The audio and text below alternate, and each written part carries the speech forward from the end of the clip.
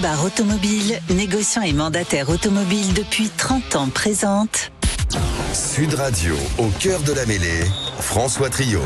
Au cœur de la mêlée spécial tournoi des 6 nations, la 3e journée, J-1 en France-Italie, les dernières infos, les analyses de nos consultants, Daniel Herrero, Jean-Baptiste Elissal, Philippe Spanghero bien sûr, et puis l'exploit qu'est en train de réaliser l'Irlande sur le terrain de l'Angleterre. Vous êtes bien sûr les bienvenus au 0826 300 300, on est ravis d'être avec vous jusqu'à 18h sur Sud Radio, la radio du rugby.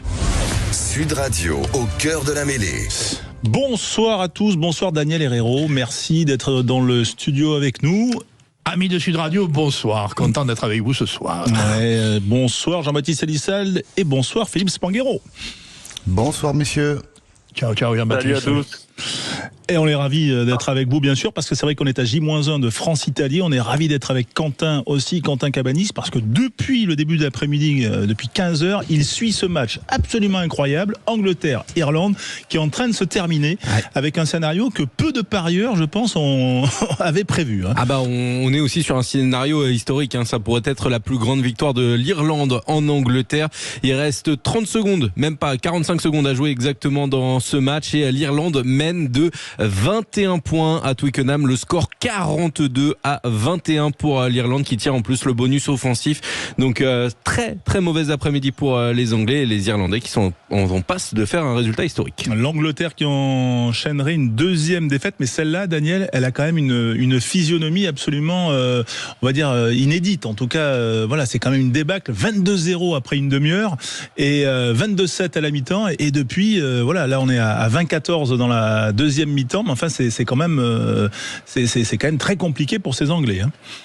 Ben oui François, tout le match qui se déroule maintenant, enfin qui arrive à terme, tout le match il a été à l'avantage de cette équipe d'Irlande sur tous les niveaux du jeu, quoi, sur la fraîcheur athlétique, sur la vitesse des déplacements, sur la qualité de la construction, sur la rigueur d'ensemble, sur la discipline. Et les Irlandais ont lentement mais sûrement mis la main sur ce match. À la mi-temps, c'était déjà nettement à leur avantage. En fin de match, on est sur un score assez conséquent, pour ne pas dire considérable.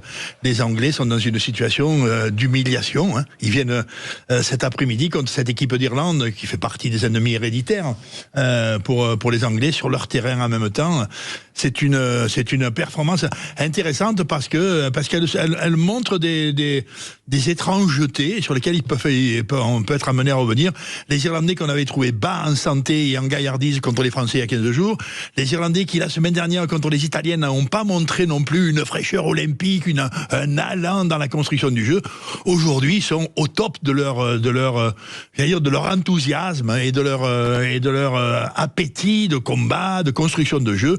Certes, il y a 1 ou 2 points techniques et tactiques qui peuvent faire comprendre ce revirement, mais quand même la défaite colossale des Anglais sur leur terrain, ça relève un peu de l'énigme sur laquelle il va falloir revenir. Ouais, Quentin, tu confirmes, c'est terminé. Je confirme, c'est terminé, François. 42-21 pour l'Irlande à Twickenham face à l'Angleterre. Donc résultat historique pour cette équipe d'Irlande qui a infligé une énorme défaite aux Anglais.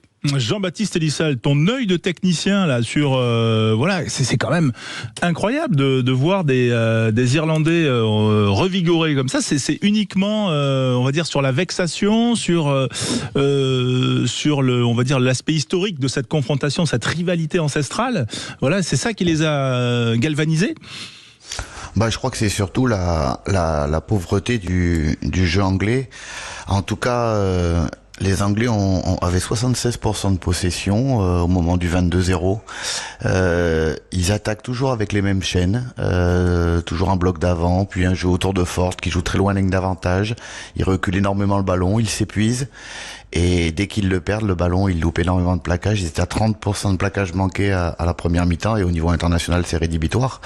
C'est plus pour moi les Anglais qui sont plutôt pauvres dans l'animation offensive et qui n'arrivent pas à marquer, tout en tout cas très peu, peu d'occasions. Je crois qu'ils sont rentrés que 2 fois dans les 22 mètres malgré toute cette possession.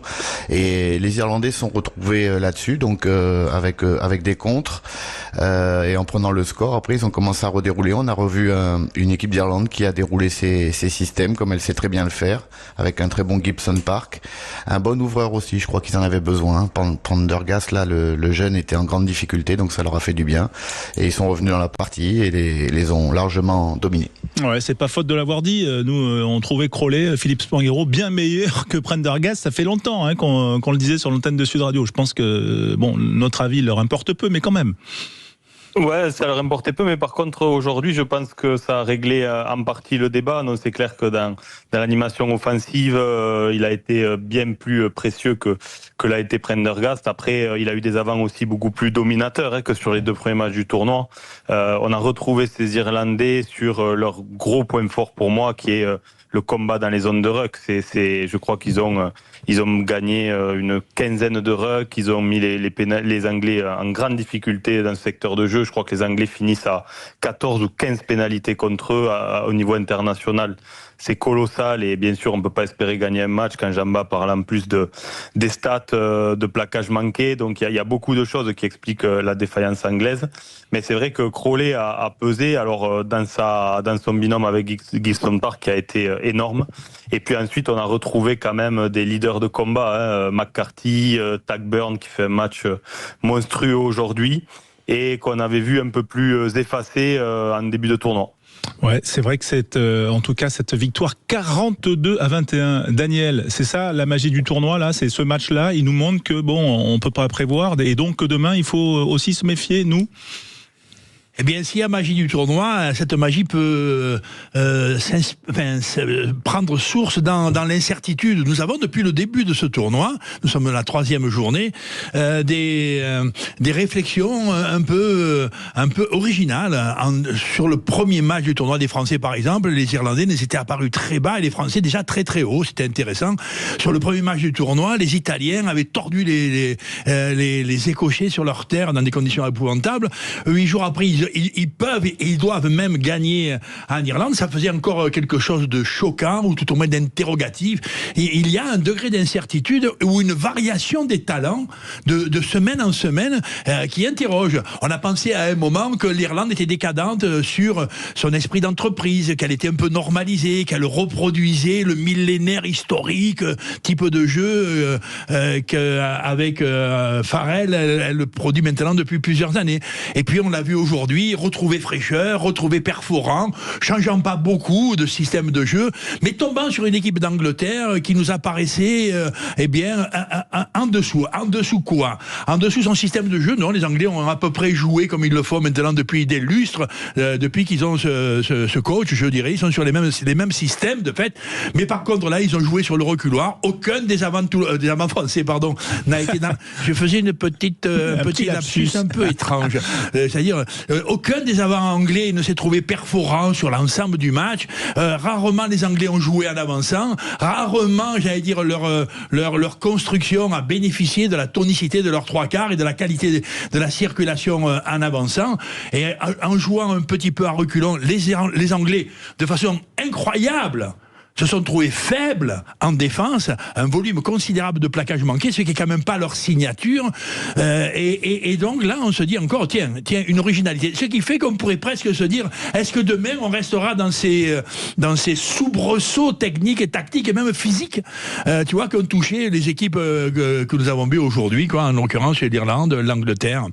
Voilà, donc sur les systèmes de jeu, on n'a pas grande évolution, mais sur la santé des hommes et sur le moral des troupes, eh bien, on a vu 2 ou 3 matchs dans les deux journées qui interrogent sur la maîtrise de ces collectifs en milieu de tournoi, quoi. Ouais, c'est toujours accroché. On le voit, les dernières confrontations entre ces deux équipes, l'Irlande et l'Angleterre, 27-22 l'an dernier, 23-22 pour les Anglais il y a 2 ans. Bref, c'est voilà. Et là, ça a été quand même cavalier seul, 42-21. Jean-Baptiste, il y a Pierre Berbizier nous en parlait dans l'heure précédente. Il y avait un petit article aussi de nos confrères de je sais plus quel journal, mais parlant de la tournée des Lions. voilà, qui aurait un impact sur l'état de forme des nations britanniques. Comment toi tu l'interprètes? Parce que c'est vrai que la donnée physique est aujourd'hui très importante dans le rugby actuel. C'est possible, mais je pense que ça commence à remonter un peu loin. Vas-y, Jean-Baptiste, vas-y. Mais en fait, le problème qu'il y a dans les provinces irlandaises, c'est que elles ne jouent pas, ces joueurs-là, les joueurs majeurs ne jouent pas trop leur ligue. Donc ils ont quand même un temps de repos, un temps de développement. Donc ceux-là, on peut les écarter.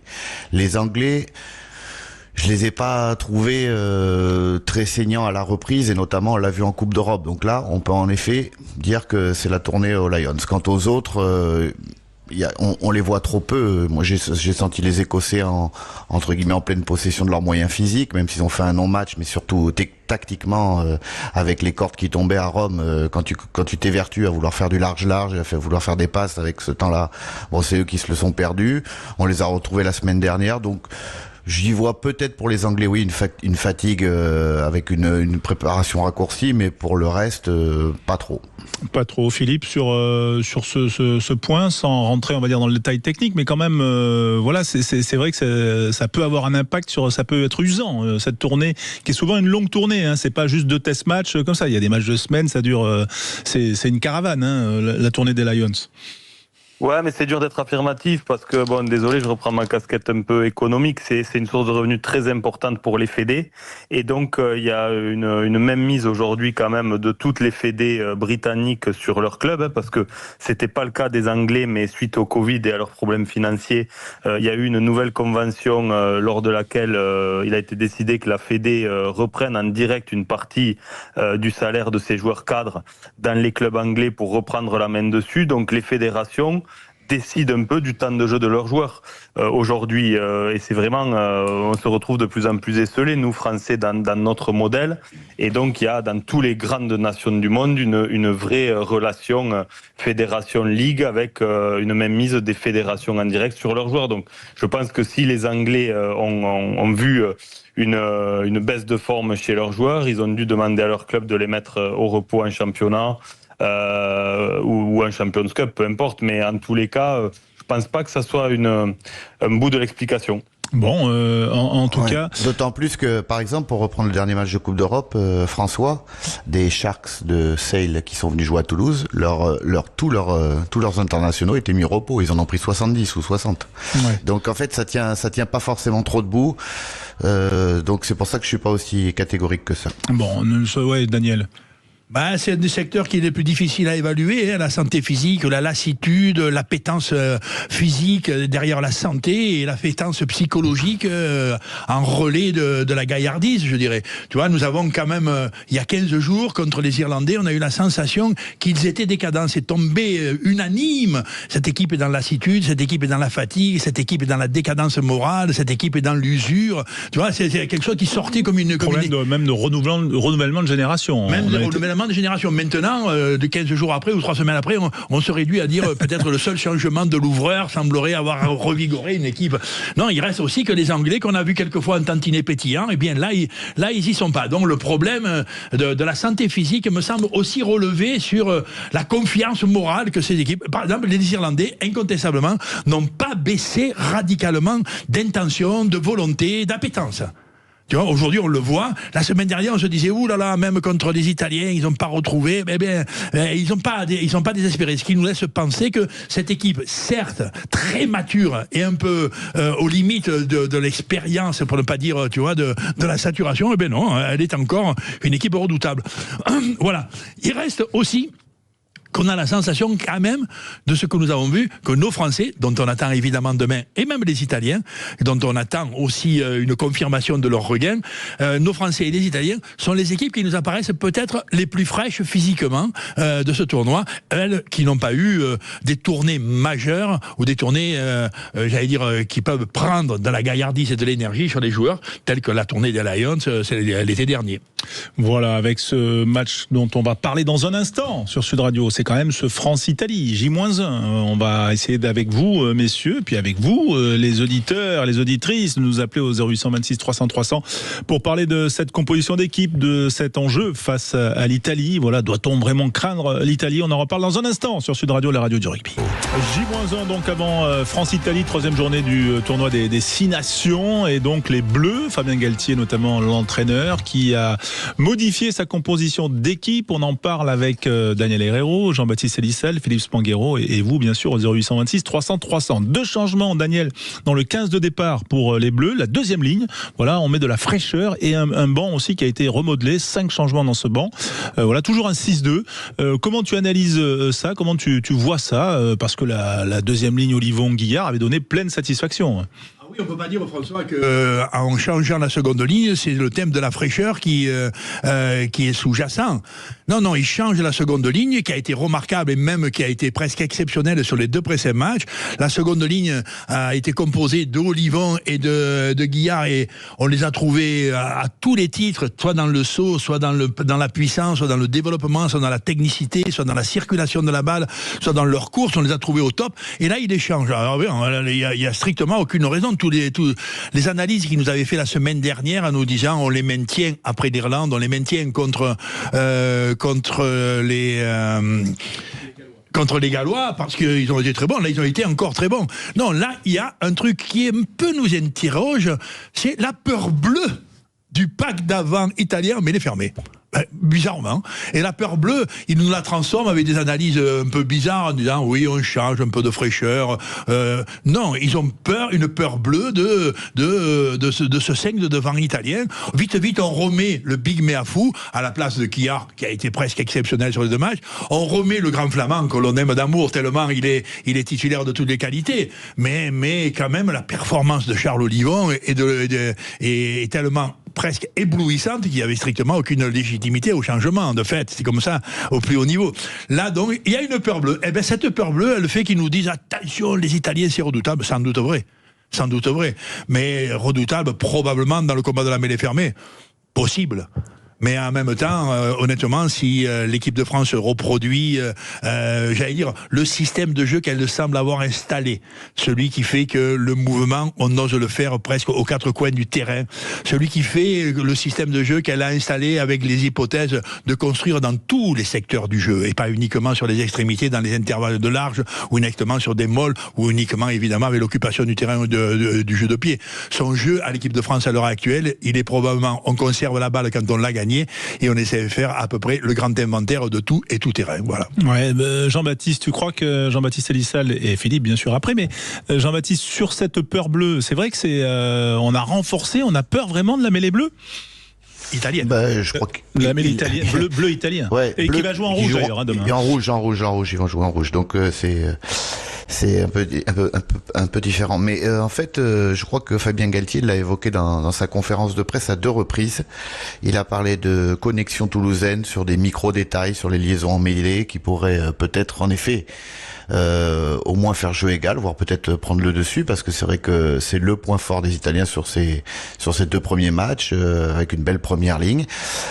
Le deuxième, il l'a refait en disant qu'en ayant un côté un peu plus toulousain, c'est-à-dire 5 joueurs sur 8, voire avec le banc de remplaçants quasiment les 3 quarts des avants toulousains, peut-être revenir avec à ce qu'ils ont fait l'année dernière, ce qui avait très bien marché d'ailleurs en Italie, à prendre cette équipe un peu plus dans l'axe, un peu plus de passes courtes, alors qu'on a vu un jeu plutôt aéré sur les 2 premiers matchs. Et c'est ça qui m'interroge. J'ai envie de voir ça. Bien évidemment, la collection mêlée, je n'ai aucun doute que Meafou soit un plus puissant et que derrière Aldeguiri, le côté droit sera solide, pas de problème. Mais ce que je veux surtout voir, c'est voir s'il change de stratégie, de collective, et de passer un peu moins peut-être par Jalibert, un peu plus autour de Dupont, comme il l'avait fait dans les précédents tournois.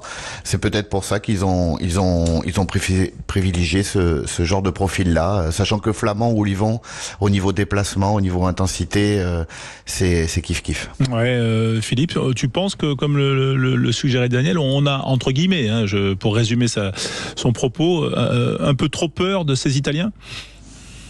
Au peur, non, je crois pas. En tous les cas, c'est sûr qu'on a voulu densifier, notamment avec le retour de Meafou, qui me paraît encore pas être revenu en pleine forme, en pleine possession de ses moyens. Donc, on verra comment ça coach. Je pense que ça va coacher assez tôt, notamment pour Meafou.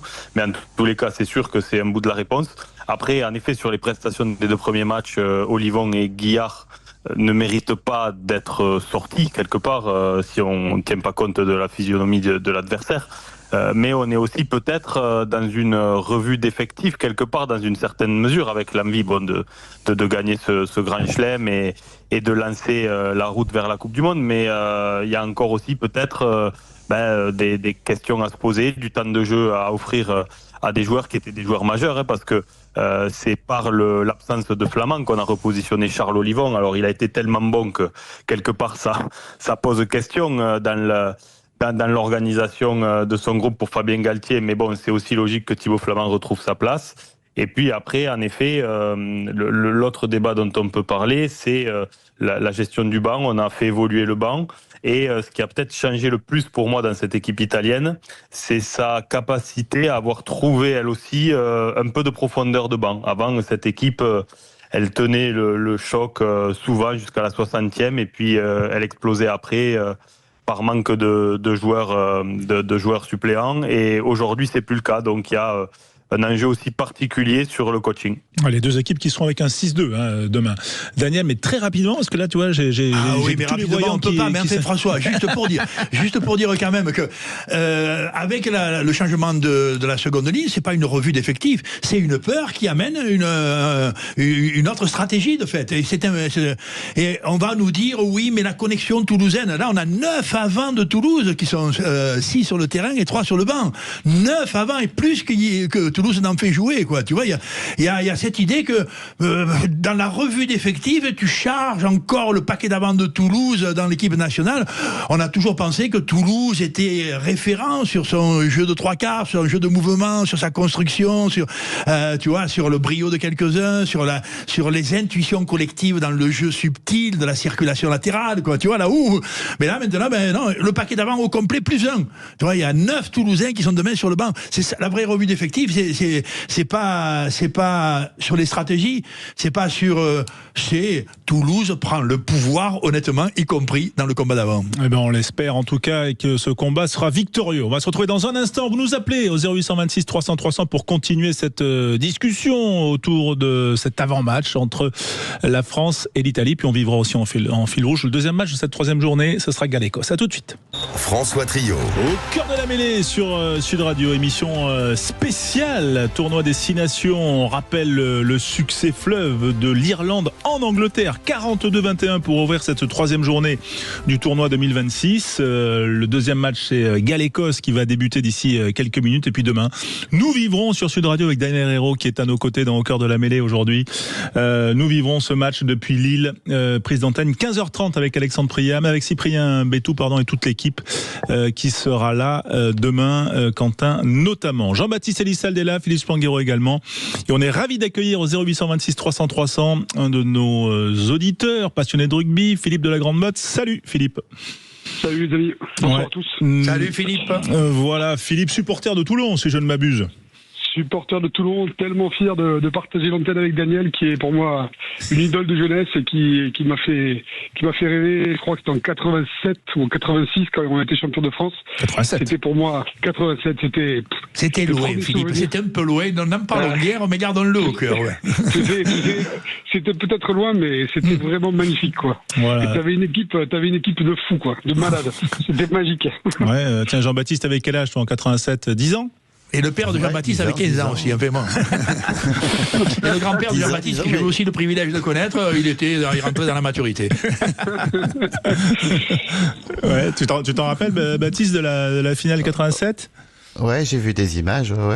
Bon, c'était les cassettes vidéo à l'époque, mais on en récupérait quelques-unes et on les regardait. C'était encore en noir et blanc, Jean-Baptiste, tu te rappelles? Ouais, non. Je me souviens de tout. Tiens, Philippe, t'étais né, toi, 87? Et moi, j'avais 2 ans, mais je les ai vus. Pardon. J'avais 16 ans. D'accord. J'avais 16 ans et c'était les premiers matchs que, enfin, nous, en tant que supporters de Toulon, dans la famille, on était comme des fous et c'était une équipe, pour ceux qui s'en souviennent, il y avait des joueurs emblématiques, c'était magnifique, quoi. C'était vraiment une équipe, c'était un autre rugby, mais c'était vraiment du très bon c'était rugby. généreux à l'impact, des fois sur la qualité des enchaînements, on pouvait y revenir, tu vois, on pouvait essayer de travailler stratégiquement notre intelligence offensive, mais incontestablement en termes de générosité c'était présent. Allez, on y va, Philippe, alors. Non mais donc Philippe Spanghero qui avait 2 ans à l'époque, c'est pour ça que je mais posais... son père, Philippe, il était parfaitement concerné par les choses parce qu'il était encore performant. Ouais. Voilà, donc Philippe de la Grande Motte, tiens, Daniel est là, on est avec Jean-Baptiste, avec Philippe Spanghero pour parler de ce match. Toi, tu les crains, toi, vraiment, ces Italiens là, parce qu'on nous en fait tout un plat. Comment tu vois les choses? Alors moi, les gars, je vais vous dire un truc. Le premier match du tournoi, c'était Italie-Écosse. Et j'ai misé 100 balles sur l'Italie. Et j'ai gagné 350 balles. Et tout le monde a rigolé en me disant, mais tu es fou, l'Italie. Ils ont rigolé avant, quoi. Ils ont rigolé avant. Mais les Italiens, je peux te dire que c'est une équipe solide. Ils ont rectifié tout ce qui allait pas. Ils ont un joli pack. Ils ont une belle première ligne. Et surtout, comme disait Philippe, c'est une équipe qui maintenant a de la profondeur. C'est-à-dire que avant, à la 60e, ils explosaient et ils prenaient 20 points dans la musette. Là, maintenant, ils ont deux premières lignes qui se valent à peu près. Et puis, c'est solide devant. Ils ont une belle conquête. Et puis surtout, ils prennent pas des essais casquettes comme ils prenaient il y a encore 5-6 ans en arrière, quoi. Donc, ils défendent. Et devant, c'est costaud. Moi, je pense que méfie, comme on dit chez moi, ça risque d'être chaud demain. Voilà. Ah, chaud pour toi, Philippe. Ouais, dis-nous. On a vraiment une belle équipe, on va pas se plaindre. Absolument. Comme disait Daniel, on a l'équipe de Toulouse, donc quasiment tout le pack de Toulouse, donc on a une très belle équipe. On va pas s'inquiéter non plus. Mais il faut pas les prendre à la rigolade. C'est le rugby, hein, c'est 15 bonhommes contre 15 bonhommes. Et là, je pense que vraiment Gonzalo Quesada, il a vraiment fait du bon boulot. La conquête est solide, ils ont une très belle défense. Ils ont un jeu au pied qui est beaucoup mieux qu'avant. Enfin, je trouve que franchement, ils ont vachement progressé. Et je pense que demain, on peut voir un bon match en tout cas. Daniel. Ben oui, il y a une légitime historique crainte avant un match international de pas mésestimer l'adversaire. Les Italiens ont montré suffisamment de choses sérieuses pour être respectés, quoi. Maintenant, moi je m'interroge sur à la limite sur l'idée que demain les Italiens ont fait une croissance dans ce tournoi-là sur les 2 derniers matchs. Ils ont fait une croissance de confiance autour de la puissance de leurs 5 de devant. Tu vois, essentiellement de la robustesse d'ensemble de leur paquet d'avant, mais de la robustesse et de l'efficacité de leur scène de devant. Les Français ont fait un très bon début de tournoi, incontestable, sur la qualité de leurs 3 quarts, bien qu'ils aient été échangés entre le premier et le deuxième match. Les Français, la paire de centre notamment, mais c'est pas apparu, ça n'a pas changé ça n'a changé en rien la qualité du jeu, notamment de jeu vers les extérieurs, de jeu en recherche d'intervalle, le jeu en recherche de débordement dans les couloirs. Bien, ça peut changer. Ce qui n'avait pas changé, c'est le 5 de derrière français. Le 5 de derrière, c'est la seconde ligne, les troisièmes lignes qui se sont mis au grand mouvement, semble-t-il, choisi par le staff pour confirmer une évolution stratégique. Tu vois, l'évolution stratégique qui est, on utilise plus la balle, on utilise plus tous les angles, tous les espaces, le frontal et le latéral, on utilise plus autant la passe que le défi groupé, qui semble être une caractéristique du jeu de ce 15 de France là. Eh bien, c'est pas au niveau du jeu, enfin de la composition offensive que ça s'est trouvé, ce confort, ça s'est trouvé par l'amélioration du grand volume de course et du grand volume de technicité rugbyistique de notre 5 de derrière, seconde ligne et troisième ligne. Et la crainte de la puissance du 5 de devant italien fait que on a peut-être changé ça en espérant que cette crainte-là ne transforme pas les intentions de jeu du 15 de France. Ouais, Jean-Baptiste, toi, pour répondre à Philippe et prolonger peut-être les propos de Daniel. Écoutez, moi, depuis, je vais rester sur ma ligne directrice. Le match le plus dur, ça sera l'Écosse. Je pense que demain, on peut dire tout ce qu'on veut de l'Italie. L'année dernière, il me semble que vous en avez pris 70. On est d'accord. Donc, de transformer les Italiens en un an de susceptibles des mecs qui peuvent nous battre aujourd'hui avec l'équipe qu'on a, les joueurs qu'on a, le collectif qu'on a. Sincèrement, il faut pas non plus exagérer. Qu'il nous pose des problèmes dans certains domaines, soit. Mais je pense que si on joue à notre niveau, c'est-à-dire ce qui a été la pierre angulaire de Fabien Galtier pendant les 4 premières années, c'est-à-dire bien se déposséder des ballons, ce qu'on fait toujours. On a tapé encore plus de coups de pied que dans son premier mandat, mais personne ne le voit, tout le monde pense qu'on fait plus de passes. Donc, jouer haut sur le terrain, être très discipliné, ce qu'on n'était pas avant, c'est-à-dire aujourd'hui on a fait 2 matchs à la 55e minute avec 0 faute et 2, ce qui est incroyable au niveau international. Donc si on garde ça, qu'on y rajoute les duels aériens, qu'on est en train de gagner et de fortement basculer en notre faveur, alors que c'était un peu notre point faible, notamment la dernière Coupe du Monde, qu'est-ce qui peut nous arriver ? Sincèrement, avec les joueurs qu'on a. Alors oui, mais à fou à la place de Guillard, peut-être pour casser les ballons portés, être plus costaud en mêlée, avoir un jouet plus axial, etc. Pourquoi pas ? Mais moi, je vois sur la lancée où on est, d'un œil extérieur comme ça, hein, vraiment, je ne vois pas inquiet face à l'Italie. Ouais, Philippe Spanghero, c'est vrai que Philippe de la Grande Motte soulignait ce que tu disais, tes propos sur la profondeur de banc, mais c'est vrai qu'on voit pas quand même une équipe d'Italie malgré ses progrès, malgré aussi sa confiance, on les voit pas quand même demain venir faire le coup à Lille, même s'il y a 2 ans, c'est passé à un poteau près. Hein. Ouais, mais il y a 2 ans, on était quand même dans une autre dynamique. Là, je trouve qu'il y a une sérénité qui se dégage de cette équipe après ces 2. Ouais, Daniel ? Non, Daniel qui me parlait hors micro. Ah, pardon. Excuse-moi.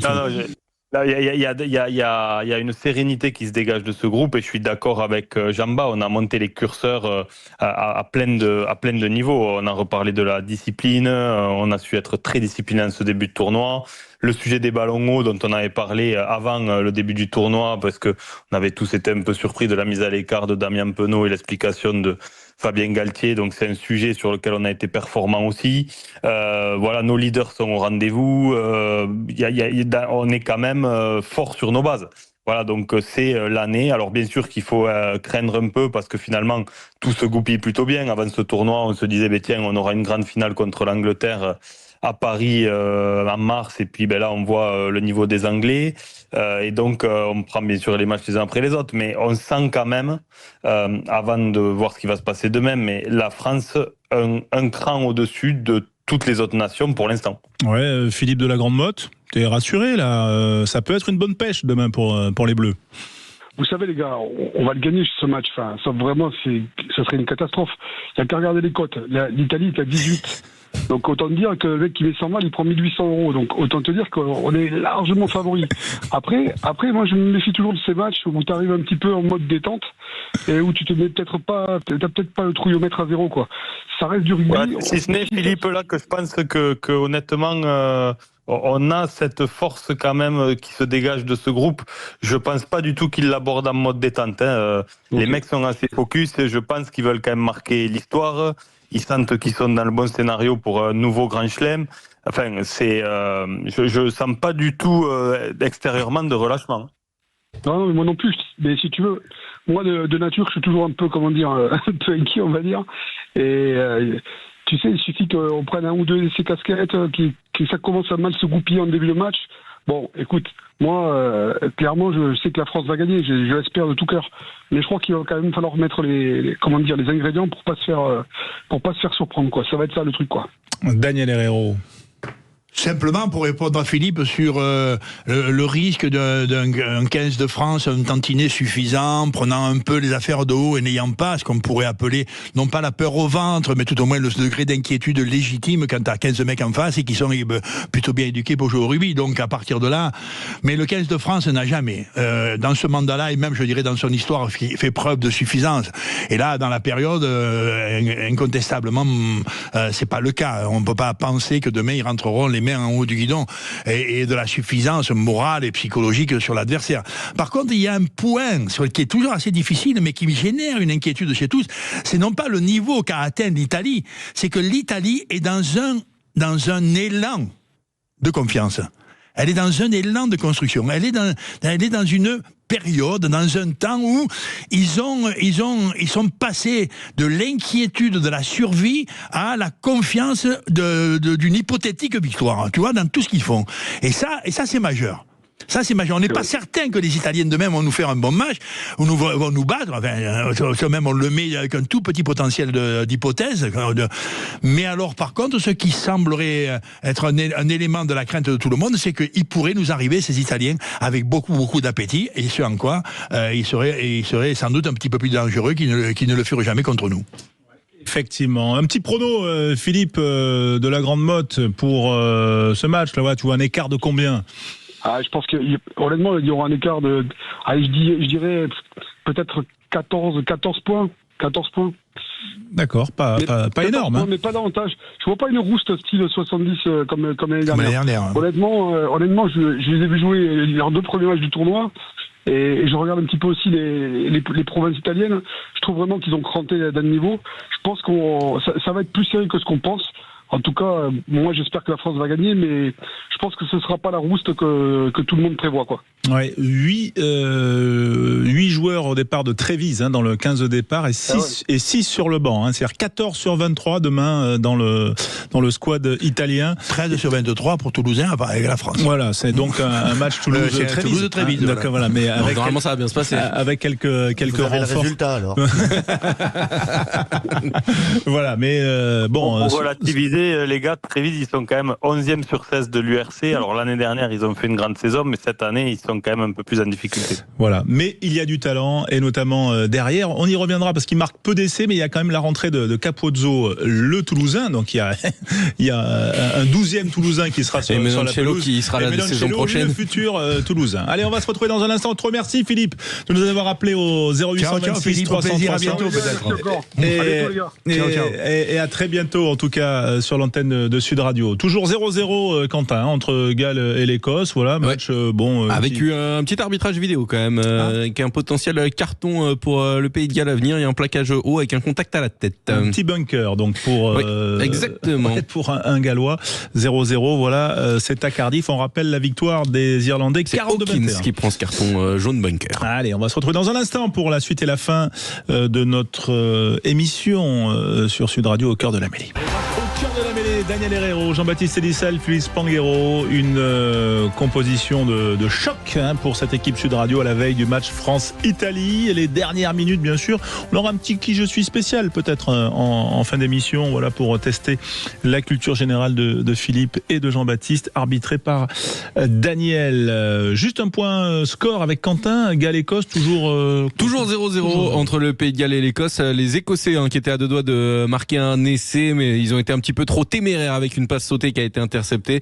Et là, ce sont les Gallois désormais qui sont à l'attaque dans les 22 mètres écossais. Nous sommes à la veille de France-Italie. On a parlé de la composition des Français qui avait été modifiée. On a parlé avec vous au 0826 300 300 de ces Italiens qui nous font pas entre guillemets si peur que ça, même si bien sûr ils sont pris très au sérieux. Jean-Baptiste, que doit-on attendre du jeu français ? Tu nous disais tout à l'heure que ça allait être un jeu plus axial, plus frontal. C'est-à-dire qu'on aura peut-être moins de... Voilà, la semaine dernière, dès la première minute, il y a eu un essai d'une action, essai au bout. On avait l'impression d'être un entraînement avec opposition raisonnée.